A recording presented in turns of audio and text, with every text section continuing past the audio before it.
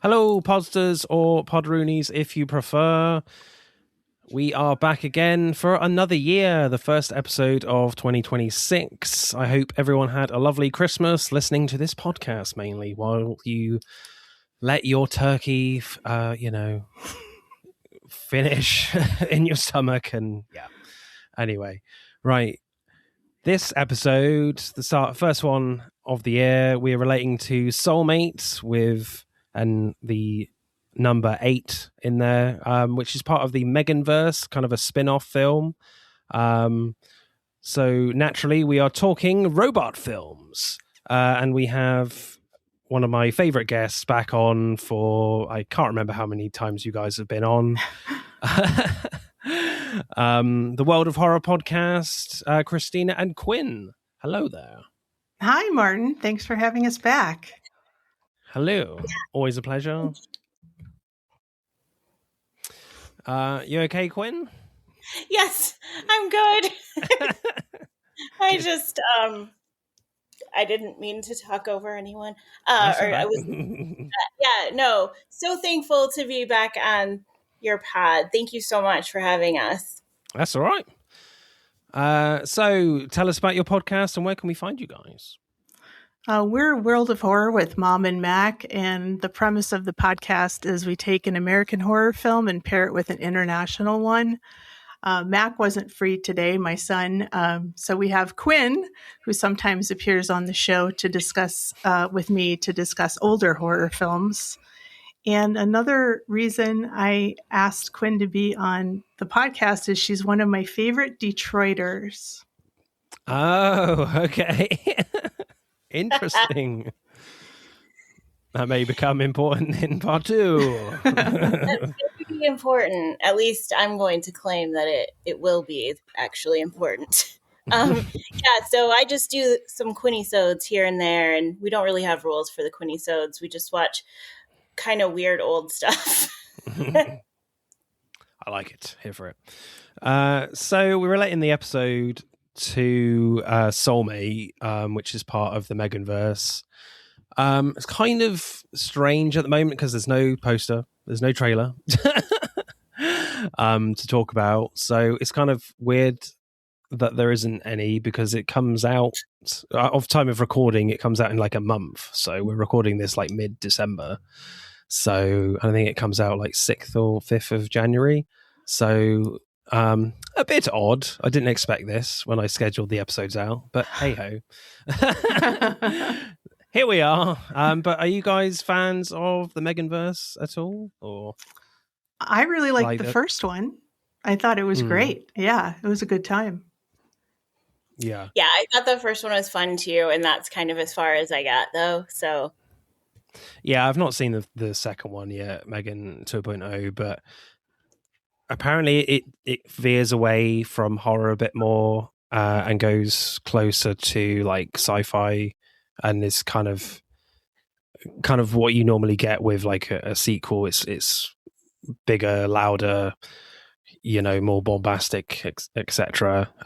Whereas the first one, I do quite like the fact that it's very contained, and it's got some great like horror moments in there, and it's really funny as well. So yeah, I'm a fan as well. So it'll be interesting to see where this one goes with Soulmate next year.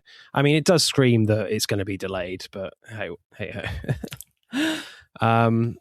Yeah, I mean, synopsis wise, it says a man acquires an artificially intelligent android to cope with the loss of his recent deceased wife in an attempt to create a truly sentient partner. He inadvertently turns a harmless love bot into a deadly soulmate. So, I mean, it doesn't sound like there's going to be much difference here from the first movie, but what do you guys think? Are you looking forward to this or not? I mean, I'm gonna watch it now. Yeah, it very much reminds me of like the premise of a Black Mirror episode for sure. But it's interesting in this moment the type of AI movies that we're seeing, or seeing previewed at least, and then thinking about the past and where we were. even with Ex Machina, not so far in the past, but yeah, I like to see where it's going, where these types of things are going as technology progresses, because I think that's an interesting thing to think about, how the idea of what the future looks like differs, as movies get made. So yeah, it's not surprising to see this idea, of a sexualized robot, but like doing it in different ways. Yeah, I'm going to watch. Yeah, Quinn Christina? and I have gotten into watching kind of new releases every week if they're not too crowded at the movie theater. So yeah, we probably will see this one. And Nice. yeah, we see the good, the bad, and the ugly. So we saw not a great movie last night, but hopefully one of my favorite someday it'll films be of all good. time. We see a lot of bad and ugly. A lot of good this year, but some good for sure. So let's go with your pick first then, guys. What did you guys go for? We went for Ex Machina, and it was Quinn had another one that she really wanted to go with, but I vetoed that one. Christina's in charge. Okay. Yeah, she has the power to veto me because she's the one with the real podcast. So but yeah, I think I wanted to go with the Electric Grandmother. The Electric Grandmother. Okay. Yeah, it's Tell me more. I think it's a very little known gem type of thing that maybe like aired for one specific moment, and I caught it when I was a child, and it fascinated me endlessly, and my brother and I still talk about it. But basically, yeah, no, we didn't go with this movie, but it's just I kept threatening to push it further and further. So yeah, there's iconic scenes where the Electric Grandmother pours juice out of her fingertip into a glass. That's really cool to me, but she also like shows up in this coffin, which is very strange, but just like a lot of maybe scary imagery for a child to wander upon while flipping through channels at a young age. But there's a lot of things that I saw when I was too young. This was probably one of them, even though it was meant for kids at the time. There's like a real weird group of people making things meant for kids at the time in the mid 80s. I don't know what they were thinking. I mean, I grew up in like the late 90s, early noughties, and I feel like I felt the same way. Like my dad showed me lots of different films that I shouldn't have watched in birthday parties and stuff. Like that's probably why Alien is like my favorite film of all time, because I saw it way too young. Yeah.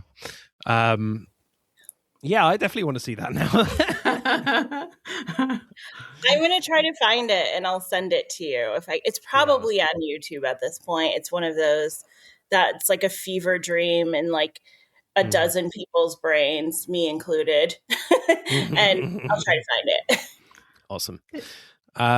Christina, so why did you choose Ex Machina then? What drew you to this one for a robot movie? It's the first one that popped into my head.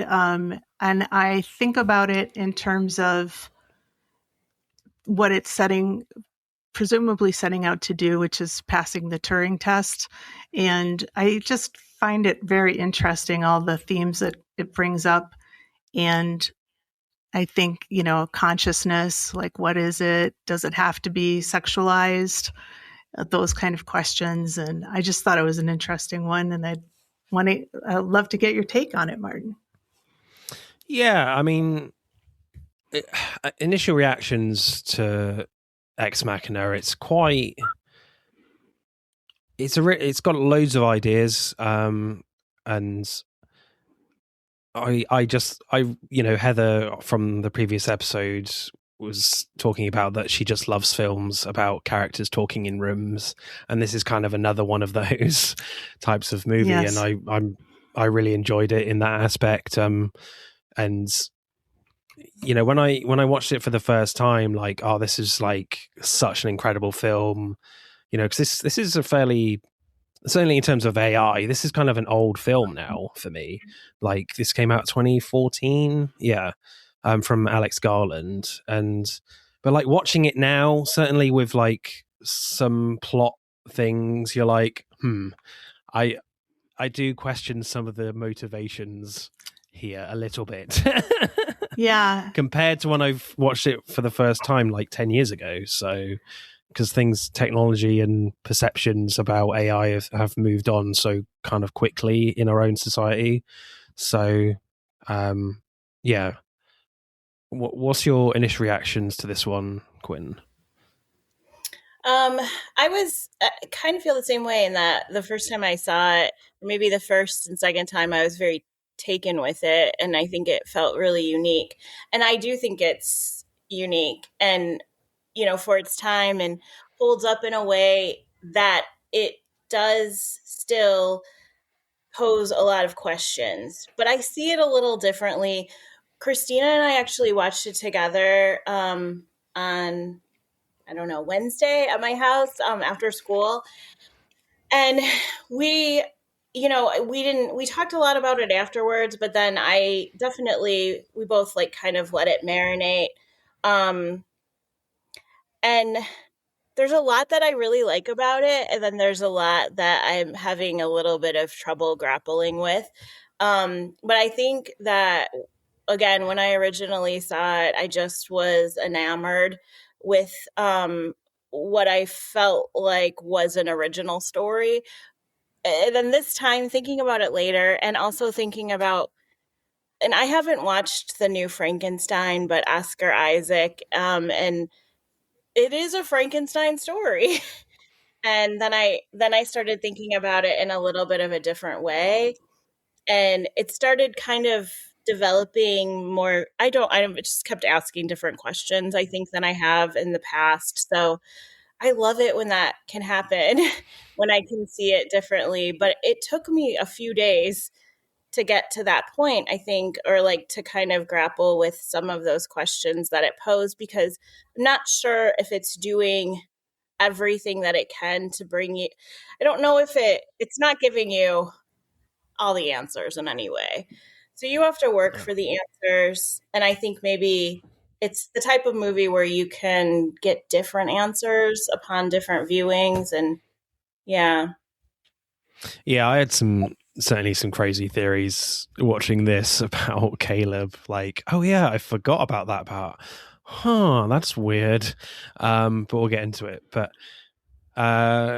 so what happens in Ex Machina, guys? I have a summary from the internet, if that's okay. Excellent. Caleb Smith, Donald Gleason, a programmer at a huge internet company, wins a contest that enables him to spend a week at the private estate of Nathan Bateman, Oscar Isaac, his firm's brilliant CEO. When he arrives, Caleb learns that he has been chosen to be the human component in a Turing test to determine the capabilities and consciousness of Ava, Alicia Vikander, a beautiful robot. However, it soon becomes evident that Ava is far more self-aware and deceptive than either man imagined. Nice. Very concise. Definitely better than IMDb, I think. So before we get started, I'll just mention that for this year, we're going to change the structure up a little bit. So we're going to have a main discussion and then basically do the awards and scores at the end of the episode. Right. That's that. Let's get into it then, people. So for me, like, the opening scene I quite liked, because it's all kind of done with music, where like the character that we follow, Caleb, played by Donald Gleason, like wins this kind of first prize in some sort of random competition to meet the CEO of this kind of massive tech company. But what kind of draws you in immediately is the fact that you get the view from his camera phone, and I think the webcam on his computer as well, as he's reading messages. and it's kind of like analyzing his body in all these different types of graphics and colors. So it kind of suggests so many questions about what he's actually won.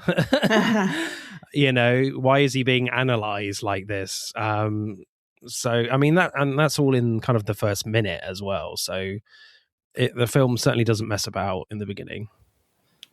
Yeah, I think it disorients you. And then you don't, having upon first watch, not really fully understanding or grasping. Even this watch, like I said, Christina and I watched it together, and I just was assuming she had watched it more than I have. And I think she has, but I was asking her like logistical plot questions that I had just forgotten. And I think this movie won't give you those quick answers. You have to kind of wait to absorb them.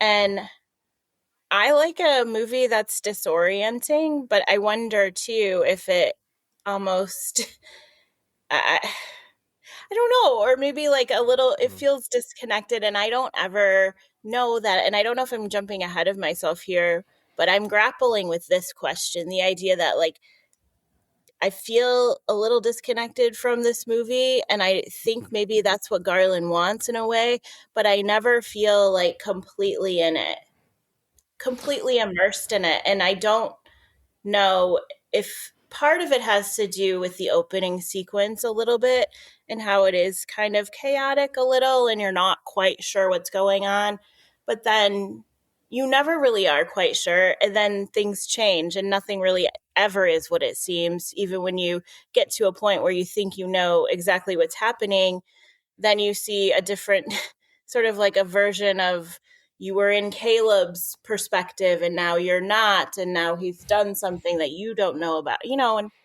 don't know. So I wonder if Garland wants that from the beginning with that opening. Yeah, I agree. It's very like disorientating a little bit because he very much throws you in there, and yet it kind of has sort of this quite relaxed tone to it, and it's, as I said, it's a lot of like two characters just talking in rooms, and yet it's not entirely plotty. There's only really two characters here. It's very much a two-hander with the odd other robot.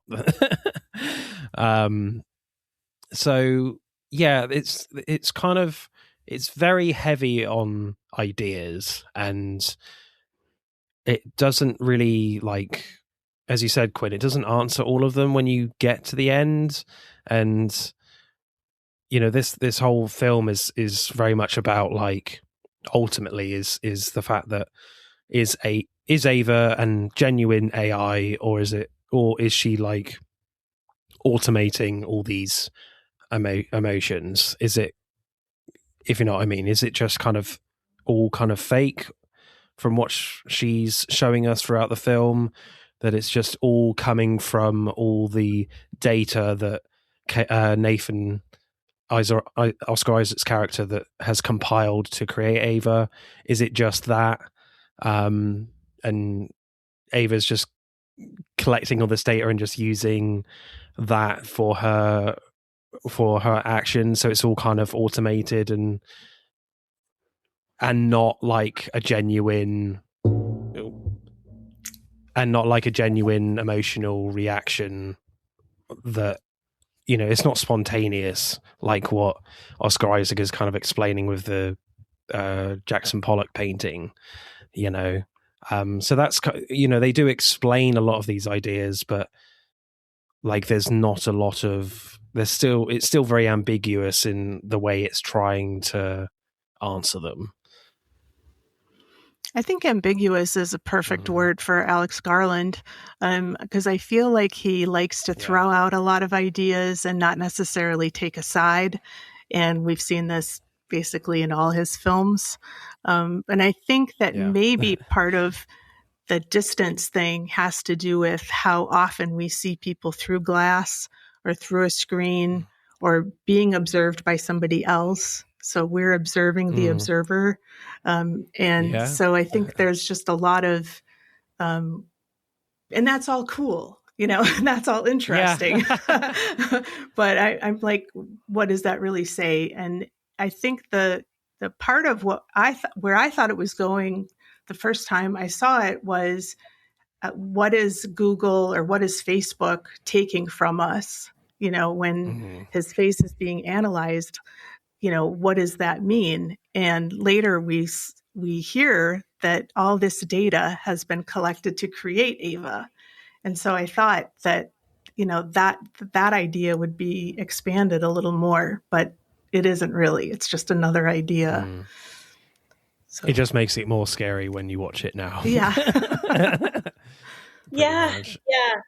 I like what you said too about, through a screen or seeing it through with the partition there, which is how we saw them interact, because I think he's hitting the nail on the head with this voyeuristic tone, and it's really coming off flawlessly. And that is one thing that I have in my notes that I can't pick that apart. I mean, I'm not trying to pick everything apart, because I do think that this is a really enjoyable watch, and I'll keep going back to it.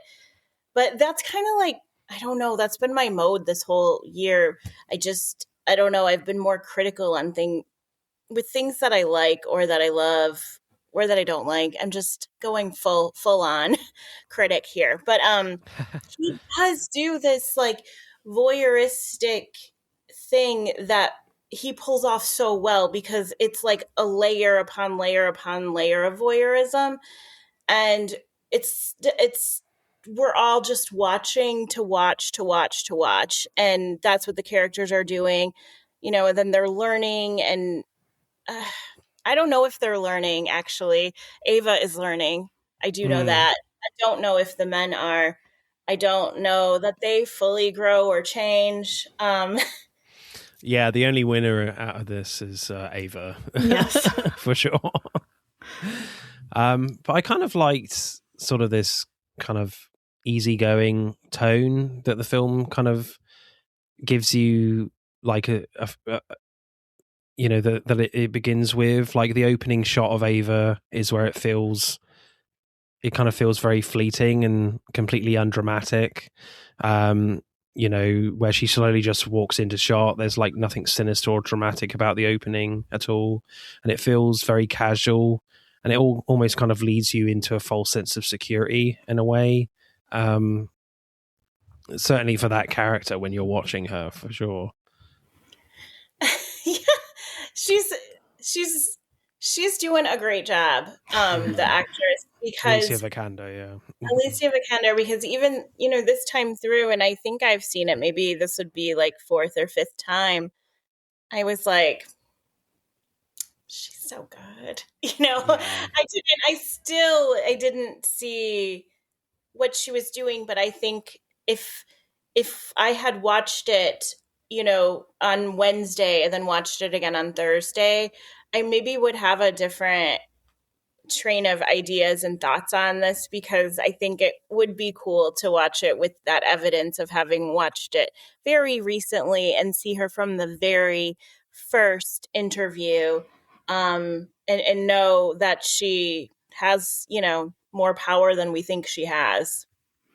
Yeah, definitely. Like when we first see her versus when we last see her, there's quite a difference in terms of her body language. And certainly toward the end when she attacks Nathan, there's just this like efficient, force that she engages in. And I think we looked it up, and Alicia Vikander is a dancer. And I think that makes a whole lot of sense. Yeah, definitely. And she's doing a lot of...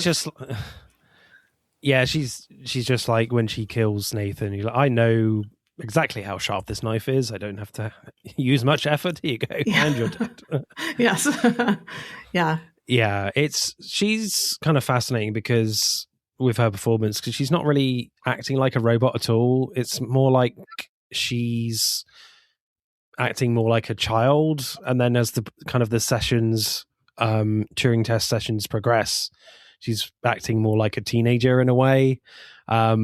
It's quite an amazing performance from her.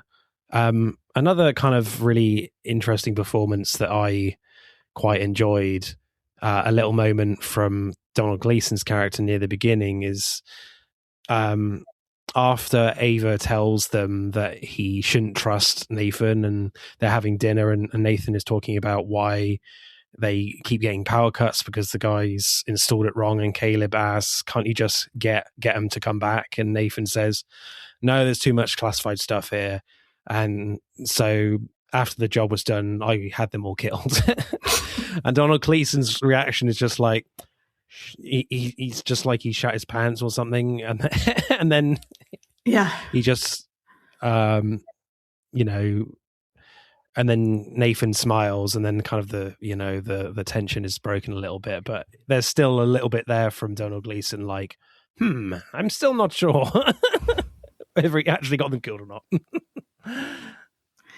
Yeah, I think it's fascinating too, because in terms of Nathan's character, he's telling us he's telling the truth really throughout the film. And I think, from the get-go, he's told by Ava not to trust Nathan, Caleb is. But in reality, I mean, Nathan he's like, you have to be objective, and they're not your friends. And, he's saying things like that.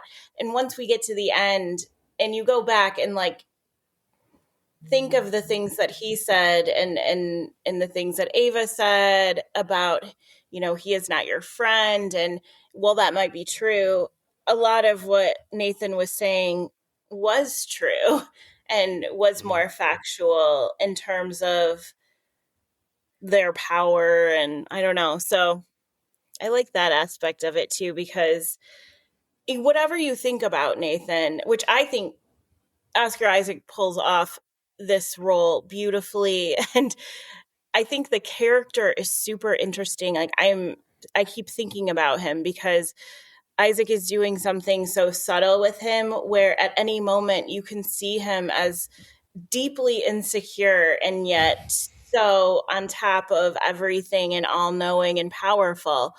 And then the next moment he's like super passive aggressive, it's an interesting view of someone like this, because if you were close to someone like this and spent a lot of time with it, you would see the shades of the subtlety that Isaac is pulling off here, but usually we would never see that. So I think it's an interesting way to have done it. I don't know. I'm trying to think of, I wonder who else Garland had in mind, and I wonder if they could have done it in this way, but I like this performance from him because, almost from like the first conversation that they have, even on this watch, I just turned to Christina and I was like, I hate him so much. And because he reminds me of people that I know, or shades of people that I know. And then I'm like, well, how could he remind you of anyone you know? You don't know anyone like who is this intelligent and, whatever, or powerful. But it's the passive aggressiveness, the insecurity, the fear that he is letting seep out in this performance that is so relatable. Yeah, I mean, yeah, he seems like in the beginning, he just kind of seems like this kind of cool tech guy, and just wants to talk to Caleb like they're just two guys hanging out. But he also gives off this very kind of patronizing vibe, like, yeah, you're cool, but I'm better than you. Just remember that. As the film goes on, like the cool guy, relaxed attitude becomes kind of worrying and more dangerous for Caleb, obviously. But yeah, he's very much this sort of, Zuckerberg type, sort of very emotionless, and yet, well, not emotionless, but just sort of, he has this aura of control about the whole situation. Because like when all the twists come, well, when he thinks he's figured out Caleb's plan, but Caleb has changed all the security protocols before he realized, but he already saw that coming, but he didn't know that he was going to do it that early, so which is kind of a cool twist. But I think but at the same time, he just wants to be pals with him, with Caleb. So, because I guess he's been in this research facility, as he calls it, for. I mean, they don't really say, but it feels like a very, very long time. So there's an element here that he's brought. Nathan has brought Caleb to this research facility to just test, obviously, Ava for a Turing test, but to see whether Ava would, manipulate Caleb, to see if Ava will trigger her own survival instincts to use Caleb to get out, which is ultimately what happens, which is what Nathan is. That's kind of what Nathan wants as well, to see whether that will happen. But he still thinks he can control the whole situation, because obviously, if Nathan can tap into Ava's survival instincts, then that's the key to like genuine, true AI in his eyes. It's kind of this god complex that he has, which is ultimately his downfall. So. Yeah, really, really well pitched and written by Oscar Isaac and Alex Garland for me, for sure. I think there's a really great scene where I think it's when he rips up the piece of artwork, maybe, and she says, what does it feel like to have created something that hates you?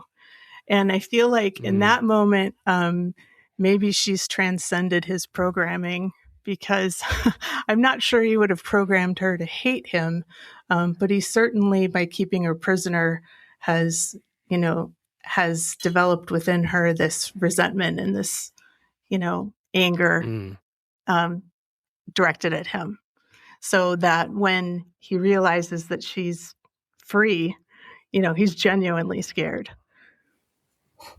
Yeah, definitely.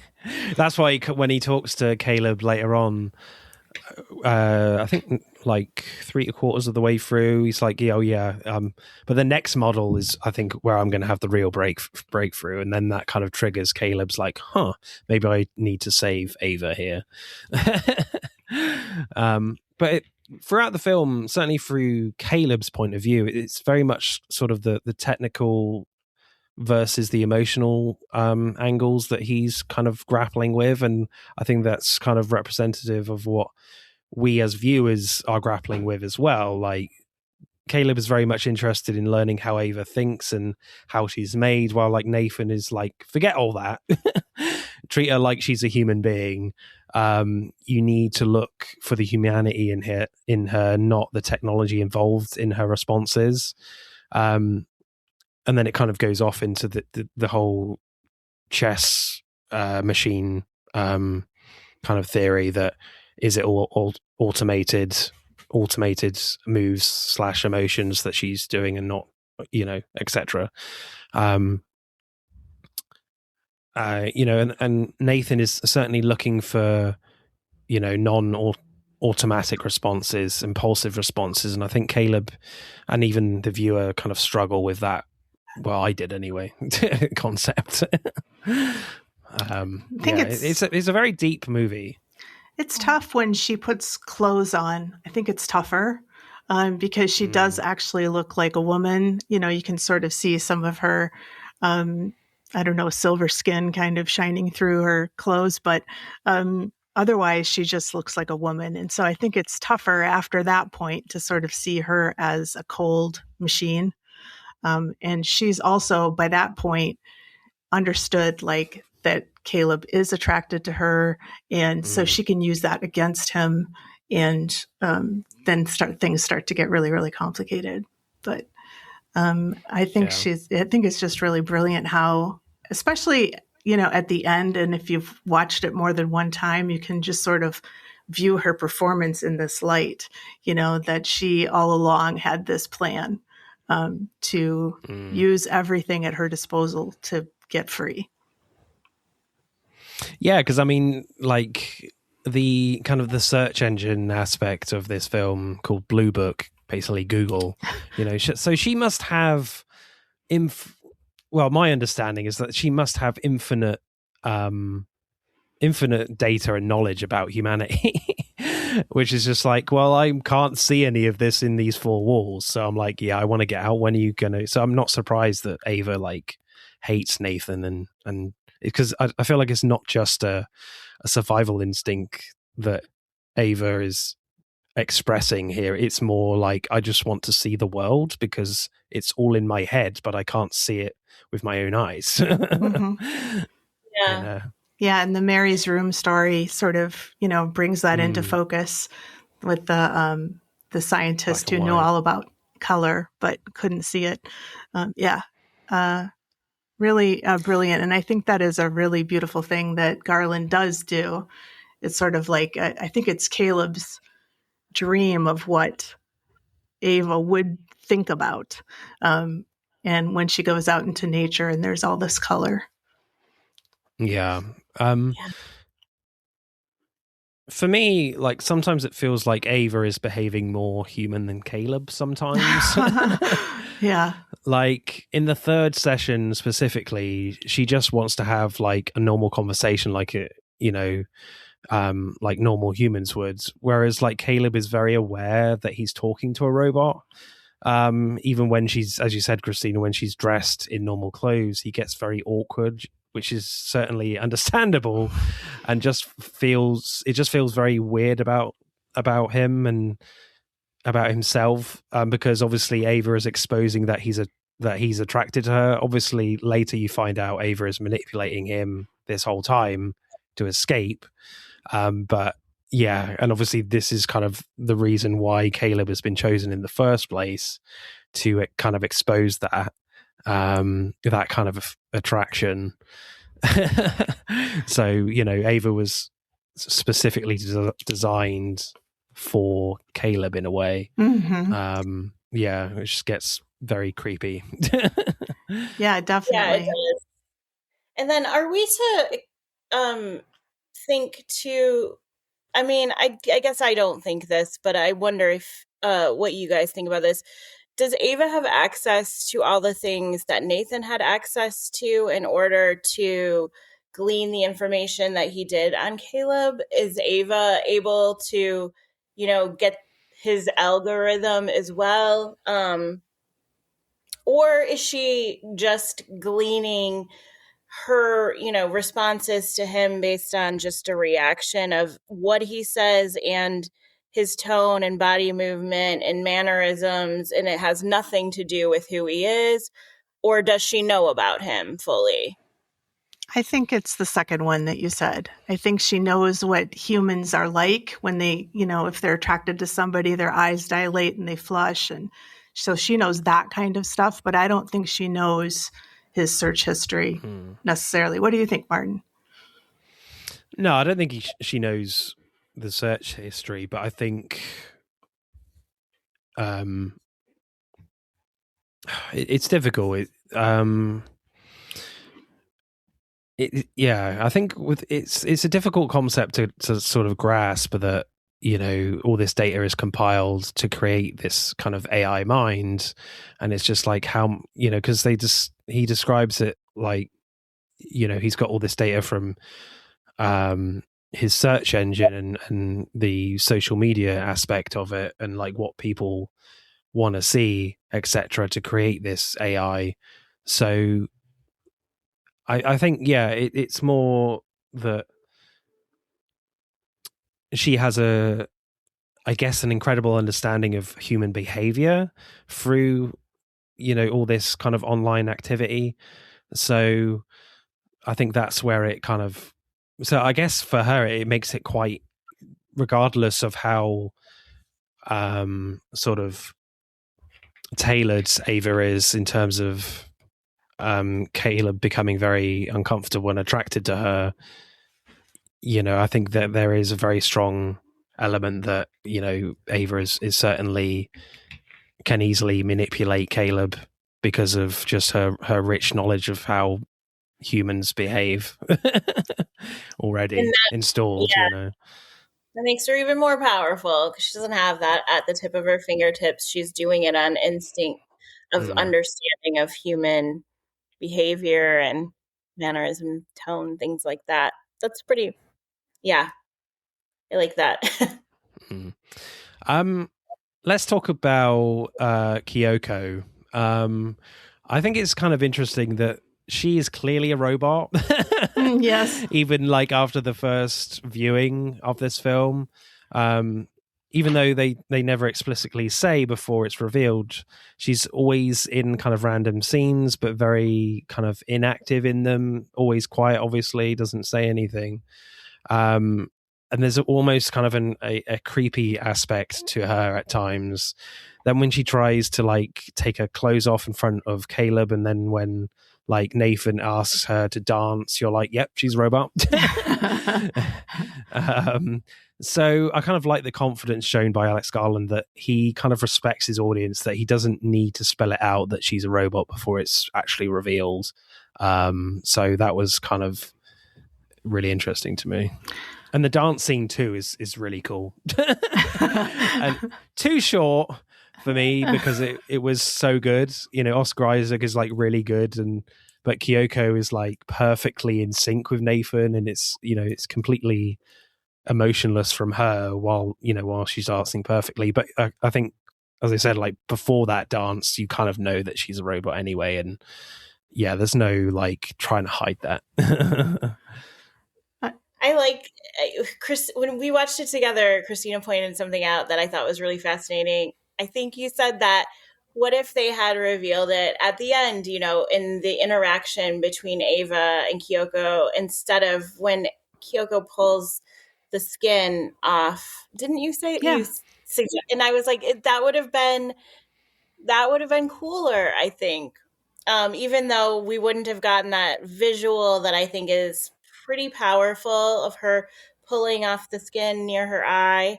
And it's also then we also get the idea that Kyoko knows exactly what everyone is saying anyways, too, which transcends, every story that Nathan's told about her, in terms of she doesn't speak English, she wouldn't understand you, you're not going to get far with her. It feels then like she does understand everything. And if that's the case, which I think it is, it makes her existence even more creepy, in terms of what she is to him. But I do think it would have been interesting had I not been so in love with that visual of her pulling off the skin to feel it at the end. And I think it could have, at least for me, I will never think about what's going to happen next in a movie. My brain doesn't work that way. And I'm glad it doesn't, because I'm surprised by a lot of things that people are like, oh yeah, I saw that coming like years ago. I like being surprised like that. And I still probably would have been a little bit surprised, even though perhaps I would have been suspecting she was also a robot, but it still would have given me a little bit of a whoa. But yeah, she is an interesting character, and I think there's so much to say about her and so many questions to pose. Yeah, I was going to say, I think it's better that she's a robot than she's a human being, because in that case, it would be truly horrifying what he's done. He's imprisoned a human being, and basically made her a sex slave. But it's still really, really disturbing. But one of the problems I had with that scene where she pulls the flesh away from her eyeball, is why is she doing that? She's demonstrating to Caleb that she's an AI herself, but I'm not really sure why. So then we get the scene where Caleb kind of questions his humanity after that, and I'm still like, really? But maybe you guys had a different take. Yeah, I think it could be something like maybe she's just simply coming to like her expiration date for being a robot or something, running out of batteries. I'm like, I don't know what to do now. I'm just going to pull my skin off. I'm probably going to die soon, or run out of juice. Yeah, but I totally understand it, because it's just like, why? What's happening? So I think in the in the place, in the time of events during the film, I think it becomes a little bit like the evidence of a call to action, though. I think that makes him go further and do things that maybe we as an audience who were in his perspective maybe like don't fully understand, but maybe that's the type of thing that served as the final straw, of him understanding or having this idea that he needed to save Ava, because I don't think that he feels as though he needs to save Kyoko, unfortunately.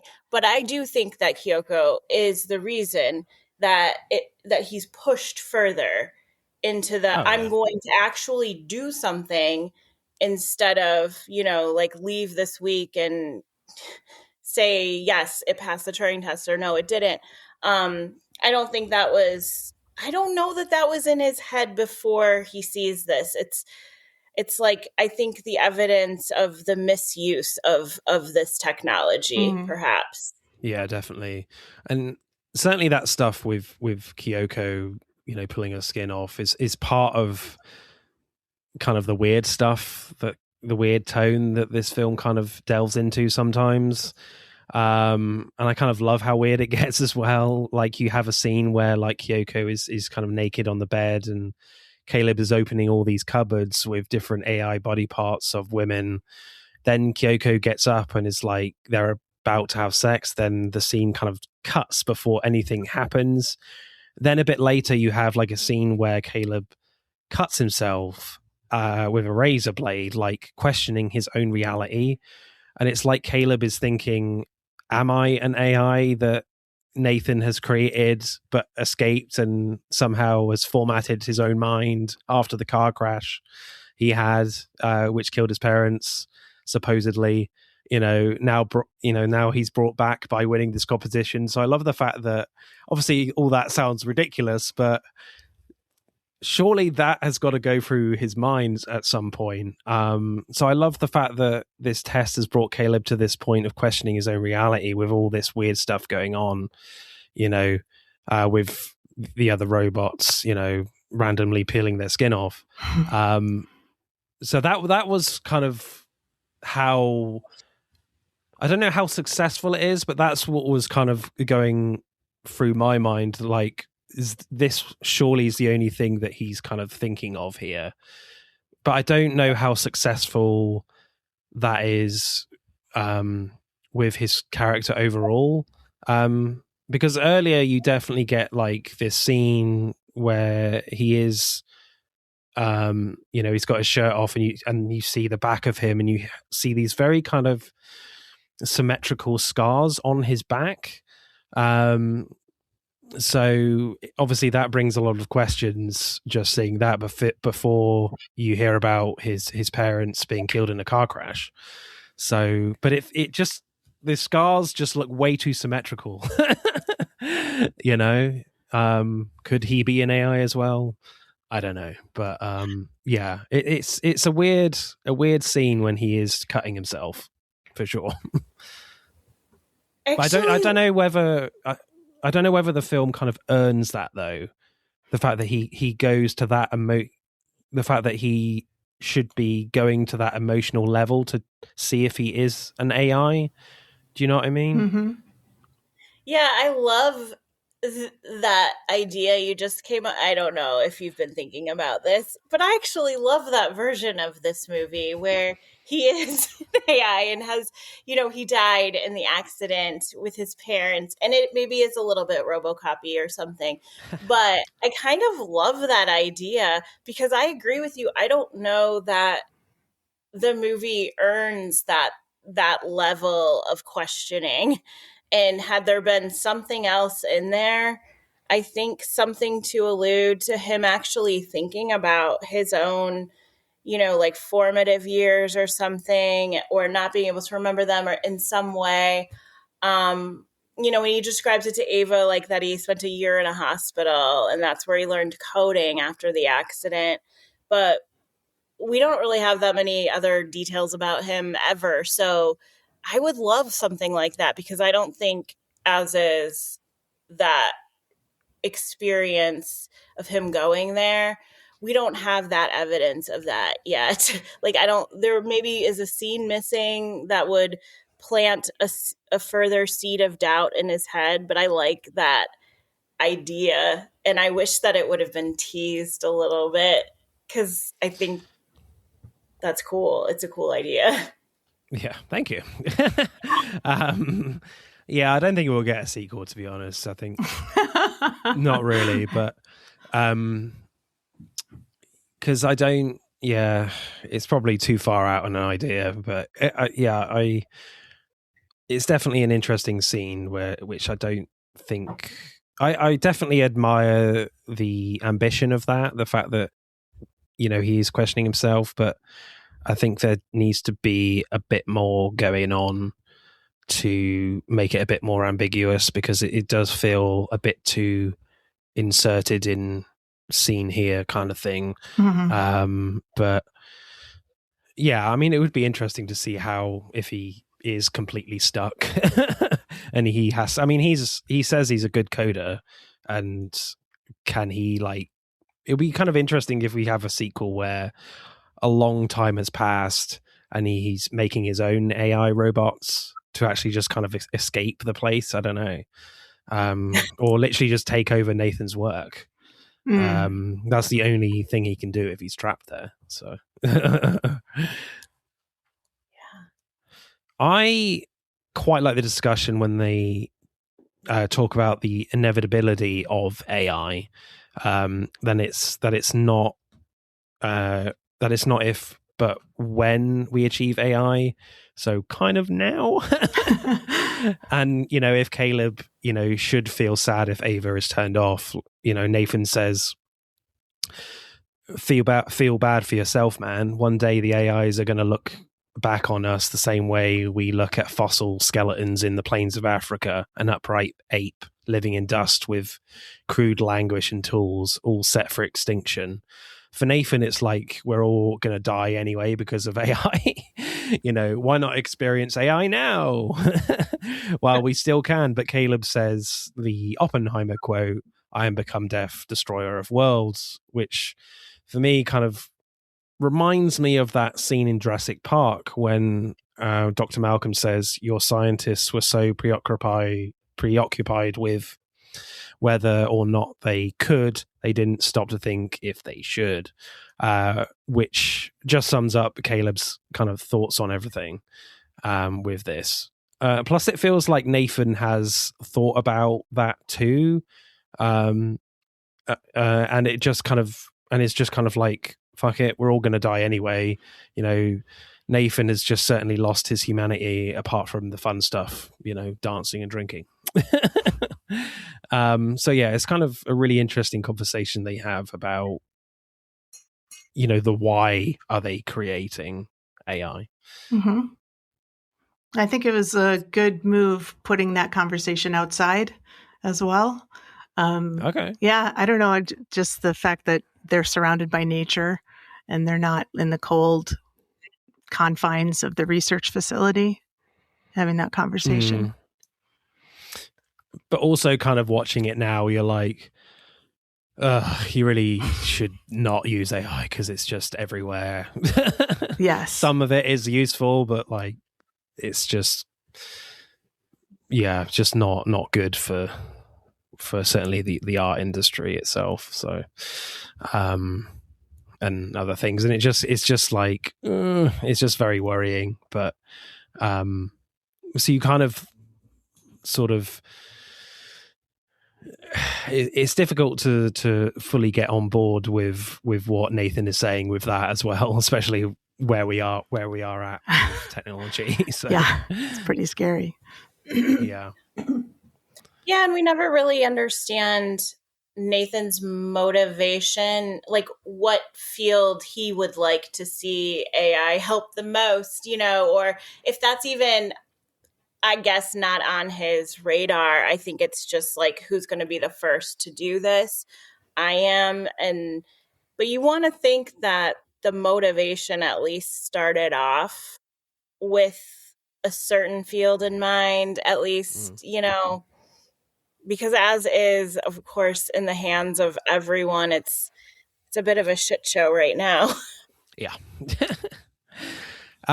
Talking of like watching this film now, it's kind of interesting kind of how this film is aged in a way.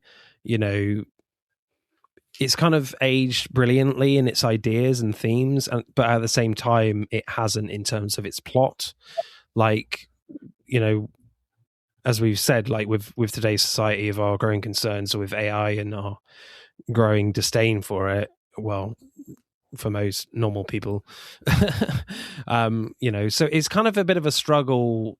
So I kind of struggled a bit with Caleb's motivation to save Ava and free her from Nathan. Like,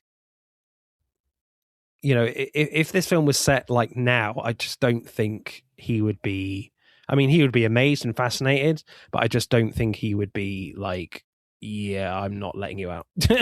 Yeah, I don't really know what his plan was, because, I mean, this is really a dangerous thing, I think, to let free on the world. And so if he, you know, I don't know if he thought he could control her in some way on the outside world. They'd be together as a couple. But I mean, I just really don't understand what his plan was, because I find the ending of this movie truly terrifying. Yeah, absolutely. So it does feel like Nathan's character feels very prevalent and kind of very relatable to what we're seeing now, and the same with Ava to a certain extent, but not so much Caleb. Is that fair to say, or am I being harsh with Caleb's character? No, I think that's fair to say. I think that he's a tough character to understand. I think there's some things missing there, some scenes missing that could have developed further. Because is he lacking in any sort of relationship where maybe he is just at a screen all day and doesn't interact with anyone and doesn't ask any questions to get responses, feels listened to, things like that. Something like that, a tiny little snippet could have probably gone a long way in understanding his motivation. But I do think, like, throughout the movie, up until maybe the last third of the movie, you do get this idea that, like, it's kind of, if you're just looking at Caleb and Nathan, it feels a lot like good versus evil in a way, but that's not at all the picture that you get in the end. It's like a completely level playing field, and Ava just emerges, you know, and not necessarily as good or evil, but the good or evil doesn't matter. But it's also, I think their characters' motivations flip too. I think maybe in the beginning it feels like Caleb has a more sort of idealistic approach, but then sees a little bit of the power. And I think that you're right, Christina. I think that, like, he sees the little bit of power he can exert, you know, and he thinks about a future of that power.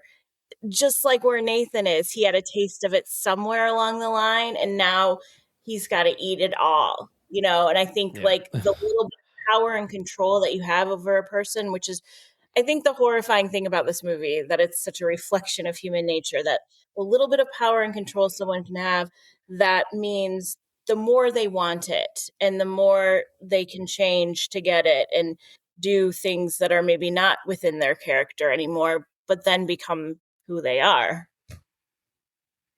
Yeah, and Caleb kind of feels kind of stupid, I think, when at the end, when Ava's like, I think all she says is just like, when she's about to escape, she just says, "Stay there," or something, and he does and gets trapped. Yeah.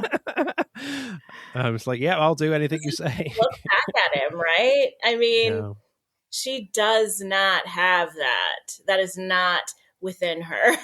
She's just wants to see the colors. And I get it. Yeah, one kind of last thing about Ava's character, which I kind of find fascinating, and it's kind of about the Turing test itself, is that in the beginning they state that the idea of the Turing test is that they're testing for AI without the robot being aware they are a robot. But at the end, Ava is established that she is a genuine AI, or at least has certain survival instincts or a curiosity to see the world. However you want to see that, there is some sort of intelligence there, but she's also very aware that she is still a robot, and it's demonstrated by the fact that she swaps out her arm and puts the skin on her body looking completely like a human, but very much knowing she is not a human being. So I mean, talking of sequels, I'm like, I would love to see a sequel just focusing on Ava, of literally seeing a film of just how much she has developed, and like how much of a divide line is there from you seeing her as an AI robot and as a human. So that's kind of a really interesting kind of end to note, an end to kind of look at with this film. Right, shall we go to the scores and awards, people? So, favorite scenes, guys, from a directional point of view, what we got? Or favorite shot?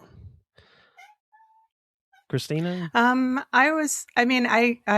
Really like, I think there's a lot of really great cinematography in this, and the mise en scène is just, out of this world. I love it when, and this might actually be a script question instead of a direction question, but I love it when he's like flying to the place and he's like, how soon do we get to his estate or whatever? And he's like, we've been flying over that for the last 2 hours. And I just think that's a really brilliant, way to just tell the story. I don't know, in terms of directing, I think you'll have to come back to me. I think obviously that Garland is a master at it. I think he's maybe a better director than he is a writer. But yeah. Yeah. Favorite scene for you, Quinn? I really like the scene where they're eating dinner, and Kyoko is there and she spills a little bit of wine and Nathan gets really upset because there's no denying it at that point. What she is to him. And I think understanding that puts the film into a different perspective. I think it's a moment where things kind of are so intense and sort of take a little bit of a turn. And I actually, in terms of like me saying the first 2/3, we kind of do see Caleb as this kind of idealistic guy versus Nathan, who feels very, realistic, but also all powerful, God complex guy. This is a moment, I think, where I love Caleb's humanity shining out, because he says something so like subtle but so powerful when he says, I think she knows that you're mad.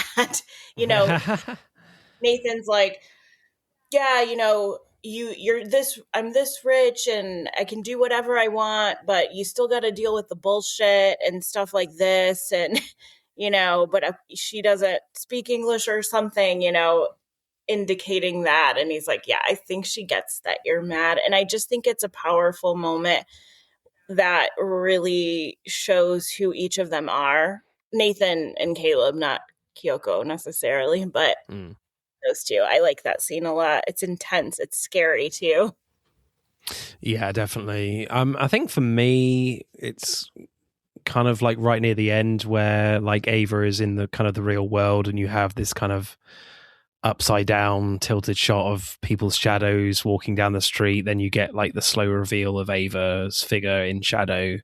Just a really cool shot, that, for me.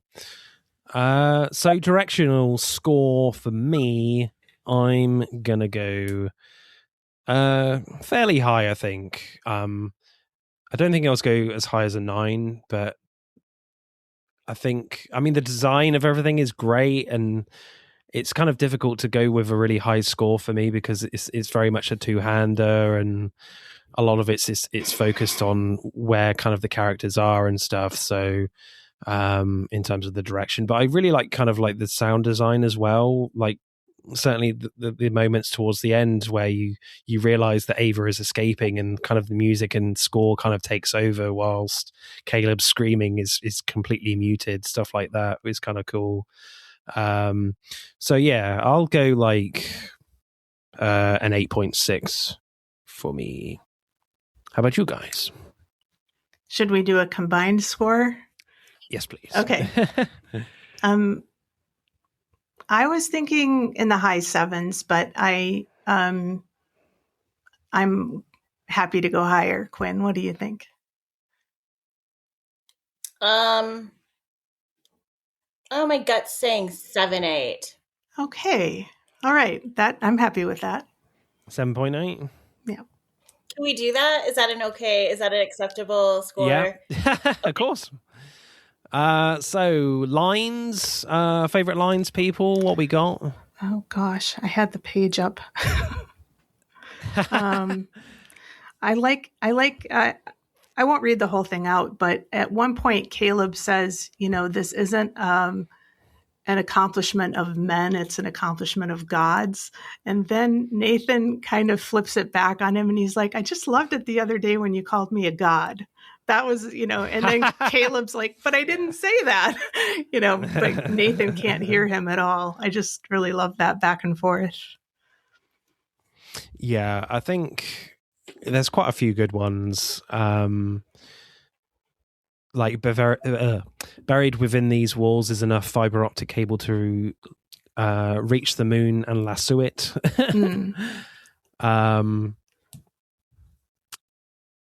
I feel like she's fucking amazing, dude. Which is kind of a cool one.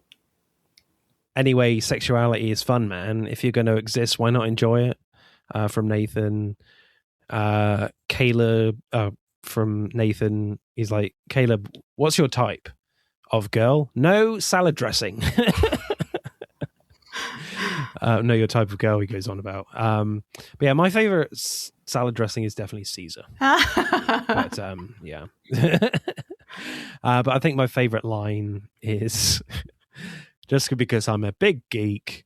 Let's make this like Star Trek, okay? Engage intellect.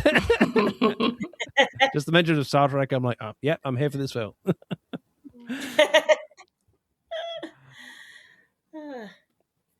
I'm going to go with the sexuality line that you mentioned, because that always strikes me. Because just to hear him say it, to put words to the idea that we can see fully fleshed out, and also knowing that's everyone's downfall in the film as well. I think it's pretty important. I also do enjoy all of the lines or the scenes where Caleb says something and Nathan's like, oh, you're so quotable. And then at one point Caleb's like, and there you go again, like connecting the quote to me, but it was really someone else. And he's like, yeah, I know. And it's like, yeah, he's been playing you. I mean, in these little subtle ways, but they're all playing each other. So it's hard to almost unknot at some point. But I like that part because it's sort of this audio cue that like, yeah, that's happening in every scene. Screenplay scores then, guys. For me, I think, the screenplay is like really impressive still. Even though it does feel like there is a bit of a dated quality with the fact that AI has kind of moved on so much. And, I just have a problem with Caleb's motivations here. But the ideas that this film is portraying and exploring is still really top notch, I think. And I feel like you're always going to get something different out of it in every watch. With my crazy idea about Caleb, and it probably will get bigger the next time I watch this. I don't know, but so I'll go like an 8.9 for me with screenplay. Because I think if it kept that sort of timeless quality and worked out the plot and kind of the twists a little bit more in a more of a satisfying way, with the fact that technology has moved on so much, then it might have been higher. But what's your guys' score for screenplay? What do you think, Quinn? I want to stick around the same area, and I'm gonna say why. I do think that, like, upon this watch, I just felt like I couldn't fully immerse myself, and I think part of that was because it feels like there are some things missing that I want. Yeah. And maybe that's really selfish, because I do also still think this is like, gorgeous and amazing. But I think because it is a movie that is so dialogue heavy, we need a little bit more in terms of characterization. And that could exist with dialogue, and writing, and just feel like there's something missing. So I want to stay in the same area personally. 7.8? Yeah. I would. Same as directing? I want to go up to, I was going to say 8, so maybe we can go 7.9. Okay. Yeah, 7.9? Okay. Acting then, guys. Who's your favorite performances? Not a lot to choose from. We talked about it when we watched it together, and I think Domhnall Gleeson is doing a lot of really great work in this. He does a lot of face acting, and I think that he's fantastic. Cool. I'm giving it to Oscar Isaac. Same. I think I'm going to go Oscar Isaac as well, just because there's this sort of level of sort of assholery about him, and yet you kind of still want to be his friend and be pals with him because of his insane intellect, and yet he just wants to hang out and get drunk and dance. And he does that. He kind of combines that so well for me. So yeah, Oscar Isaac. In terms of my score for acting, I think it's really, really good, to be honest. And like Alicia Vikander has such a hard job here as well. And I think certainly Alicia Vikander would be my second for me, and then Domhnall Gleeson. But they're all very close. So because she has this, she has such a tough job because she's not really trying to act like a robot, like how you typically see in like my choice with Peter Weller in RoboCop. There is definitely an element, like probably because of the constraints of the suit as well, which we'll certainly talk about in part 2. But she has fluid movement about her, and yet there has to be some sort of artifice about how she's moving as well, and there's a great balance there with her. So I'm going to go like a straight 9 for acting for me. How about you guys? I'd be happy to go 9 or even higher. I think this is. I would go higher. I think. Okay. Yeah, I'm with you, Martin. I would say Oscar Isaac, Alicia Vikander, Domhnall Gleeson, and then I don't know Kyoko's name, but yeah, I think that what you're saying, I agree with in terms of what she's doing. I think that if I watched it again soon after now, I might even switch the two, but I do think, I don't know, I would go a little higher than 9. So 9.3? Yeah. Okay. Cool. Excellent. Right, let's add up the scores then for Ex Machina.